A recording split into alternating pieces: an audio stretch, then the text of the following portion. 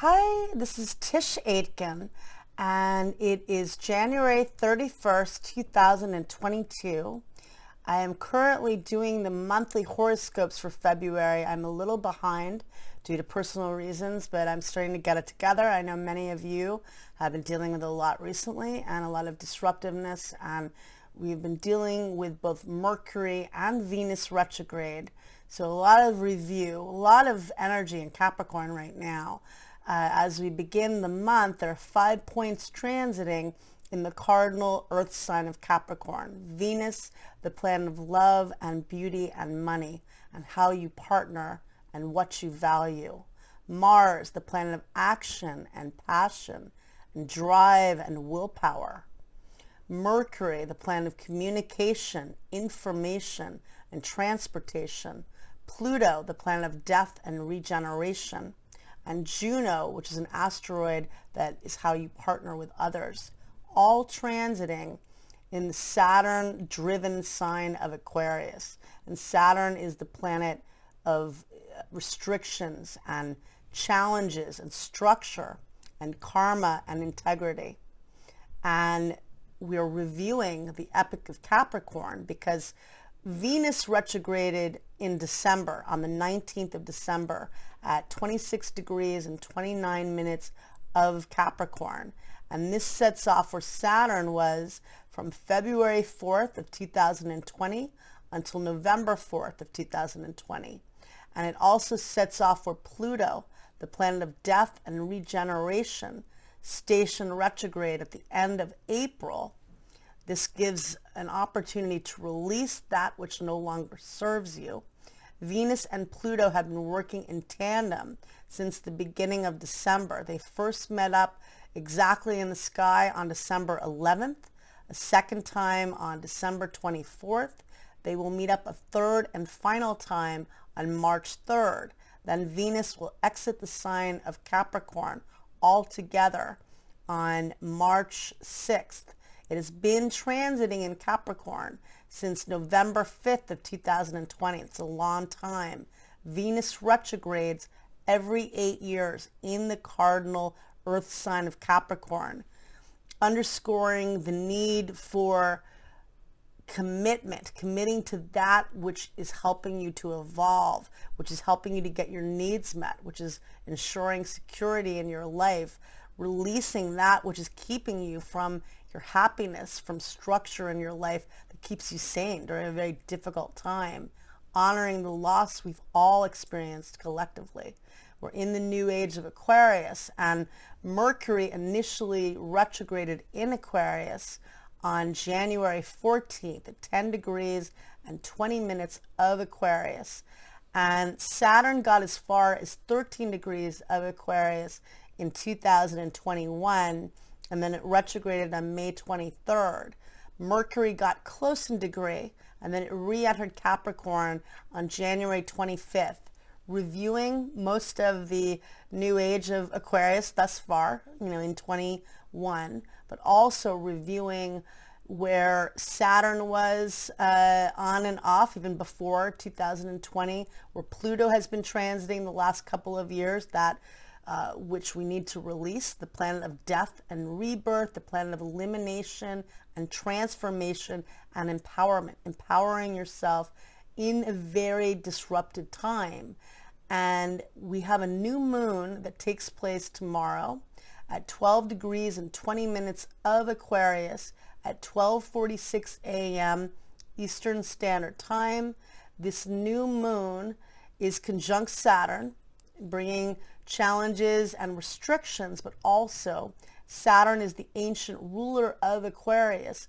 How can you structure the chaos? Saturn and Uranus, which are both the rulers of Aquarius, were in combat on and off in 2021. They sparred in the sky 3 times.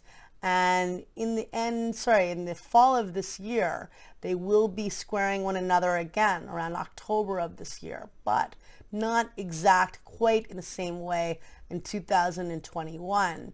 We also have Saturn in a new chapter in the sky because it's now at 15 degrees of Aquarius, which is at the world axis. Any planet at 15 degrees of the fixed signs hits the world at large. That's every one of us, but also impacts people on the world stage. It could bring big events, and the fixed signs are Taurus, Leo, Scorpio, and Aquarius, 15 degrees of these signs.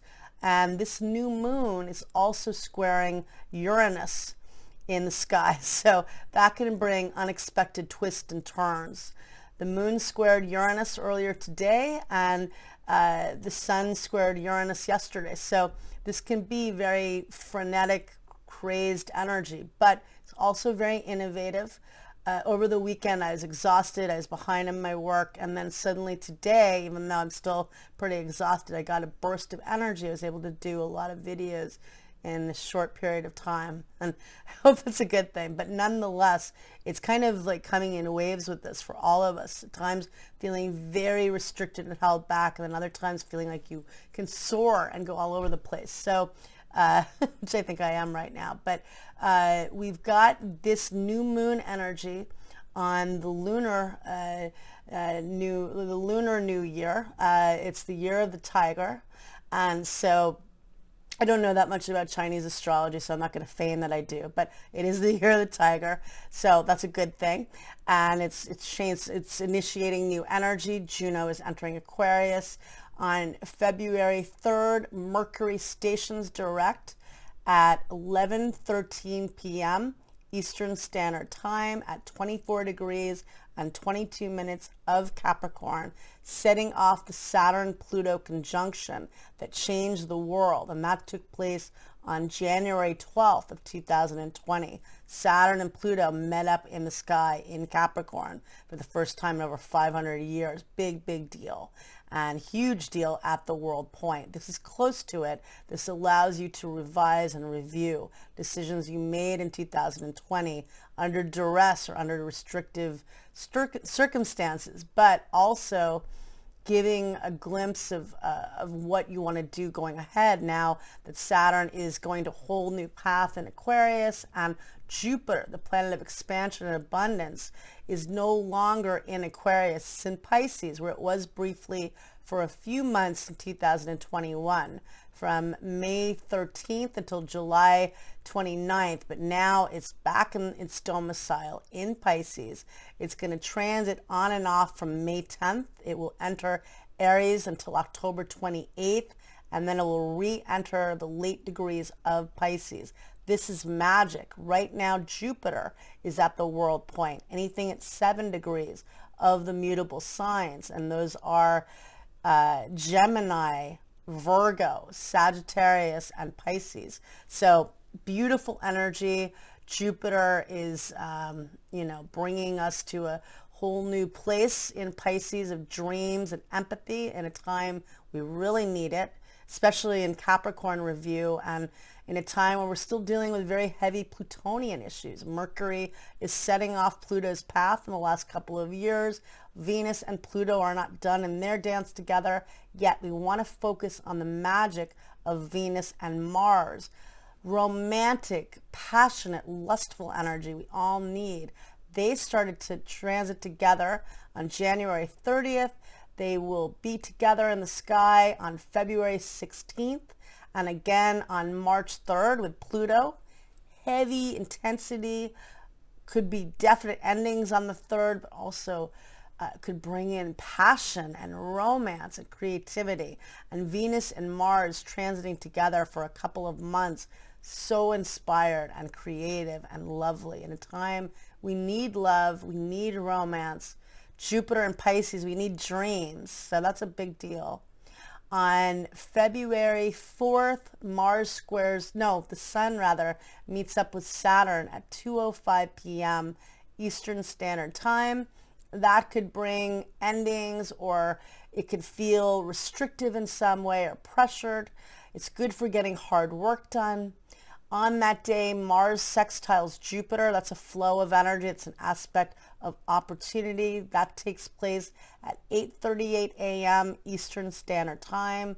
The moon will be in Aries over the weekend, squaring a lot of planets, Venus and Mars and Uranus. So that could be difficult.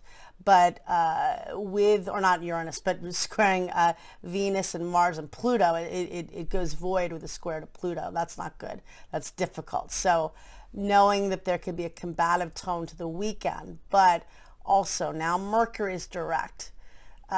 It's heavy time, you know, but reassessing your choices, honoring your dreams, definitely with Jupiter and Pisces.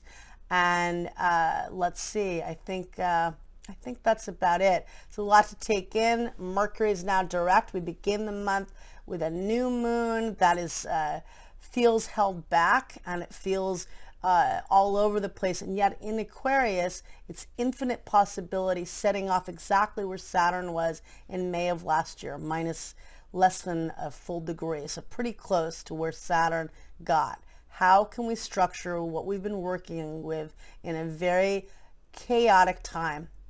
I'm open to suggestions. I wish you all a lot of luck, and thank you very much.